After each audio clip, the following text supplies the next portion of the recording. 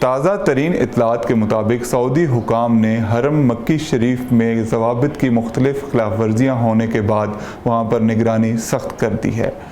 سعودی news web site سبق کے مطابق حرم مکی شریف میں متعدد لوگ بغیر اجازت نامے کے داخل ہوئے، جبکہ سعودی حکام نے واضح کر رکھا ہے کہ حرم مکی شریف میں کورونا کی وجہ سے صرف وہی لوگ داخل ہو سکیں گے جن کے پاس ایک خصوصی ایپ ایتمرنا سے حاصل کیا گیا اجازت نامہ ہوگا۔ اب سعودی حکام نے واضح کیا ہے کہ یہ اجازت نامہ صرف ایتمرنا ایپ سے ہی حاصل کیا جا سکتا ہے اور دوسری تمام ایپ سے حاصل کیا گیا اجازت نامہ جعلی ہوگا۔ گزشتہ دنوں بھی کئی ایسے افراد کو